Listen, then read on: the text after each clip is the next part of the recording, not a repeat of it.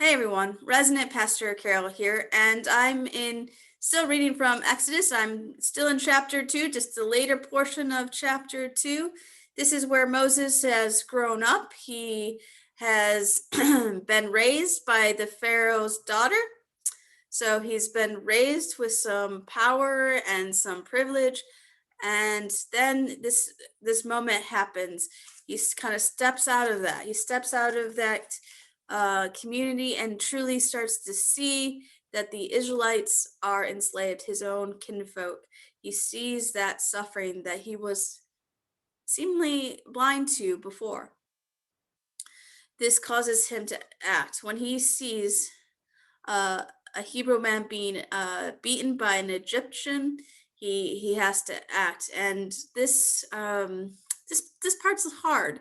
Moses ends up killing the Egyptian. Now, if we were to understand this to be a direct act of defense for the man being about to be killed, it'd be one thing, but it's questionable because Moses looks back aside and back and forth to see if anyone is there to witness this, and he buries the Egyptian.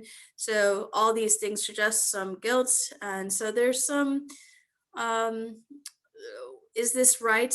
It doesn't quite seem so. Could he have used some of his power and privilege as the Pharaoh's daughter's son?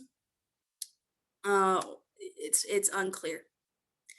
Uh, Later on, he sees two Hebrew men fighting each other. He tries to stop that, and they sort of out him as a killer of the Egyptian man.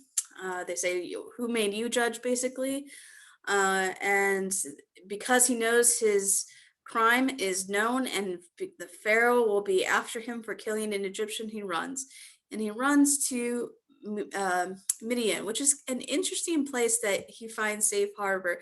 If you remember in Genesis, um, Joseph is sold by his brothers to the Midianites.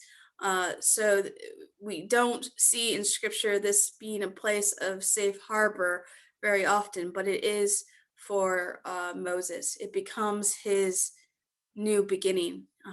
God seems to put him in this place where he ends up having a wife and a very helpful father-in-law. We'll get to that later. So he sort of seems to have a safe harbor and a new beginning. The question is, what is he going to do with that new beginning?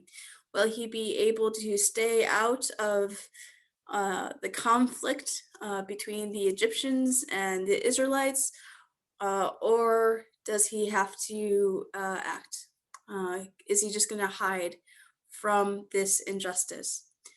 We'll have to keep reading.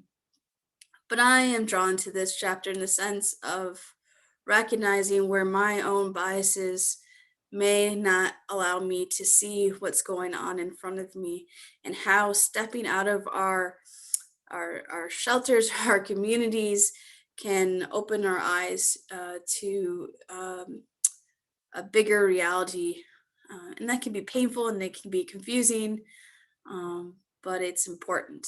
So I'm challenged by this chapter to step outside of myself sometimes and to listen to others' experiences. And I hope that God will guide us in all of that. And may we all have new beginnings. See you next Tuesday.